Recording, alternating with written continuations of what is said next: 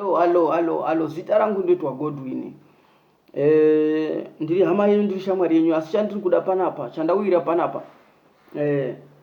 Ndikuda kuti tisangane neshamwari dzedu, tisangane hama dzedu dzakatisiya kare. Vamwe vanongozwa kuti vana baba, vana mukoma, vana tete, vana sisi, vana vedu vakaenda kuSouth Africa.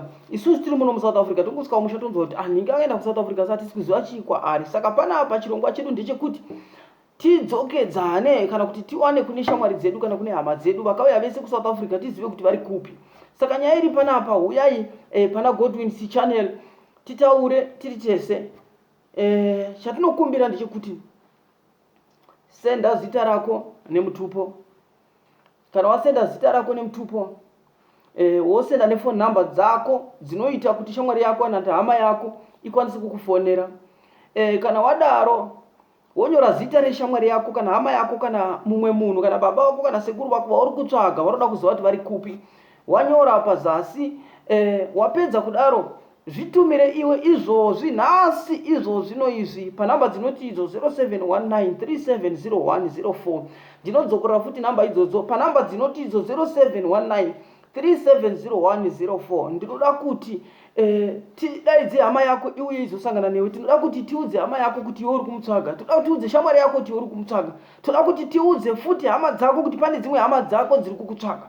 Saka nyaya iripo ndeyekuti tumira zita rako nemutupo nefone number dzako dzekuti hama yako kana ikanzwa takuverenga panapa next week tichaverenga panapa paGodwin's channel.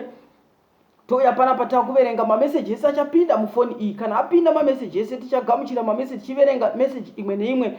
Tichiverenga vanenge vachiteerera vachaona video. Even video ichaenda paYouTube ichagara even 10 years iri paYouTube ichingosaikila mukati meYouTube kusvikira hama yako yakuwana, kusvikira hama yako yasangana nemeseji nevideo iyi yonzwa. Kana kuti vamwe vanhu vachiudza shamwari muri kutsvagwa, teerera video iyi yakataurwa naMukoma God pachannel yavo vachiti pane hama yako yakati iri kukutsvaga. Saka zvatiri kukumbira ndezvekuti next week kana waona video iyi, manya komenda video iyi, subscribe pavideo iyi, like video iyi. Hatina mhosva kuti hauidi kana unoifarira, asi shamwari tiri kuti toda kuti hama yako izive kwauri kana kuti hama yako uzive kwairi. Saka zvauchaita iwe, nyora zita rako nemutupo nekwaunobva nefone number dzako dzekuti hama yako ikurumidze kukubata. Hazvina mhosva kuti muri muSouth Africa nduri kuZimbabwe kana kuNamibia kana Nigeria. Iwe zvaunofanira kuita, nyora zita rako, unyore namba inoita kuti shamwari yako ikurumidze kukubata kana hama yako. Kana yakubata iwe wotumira wonyora nezita rehama yako yauri kutsvaga neshamwari yako yauri kutsvaga, wotumira panhamba dzinoti idzo 0719370104. Unotumira panhamba dzinoti idzo 0719370104. Kana watumira ipapo isusu tichaverenga next week neSunday paonline kana palive TV yakanzi iyo Godwin's channel.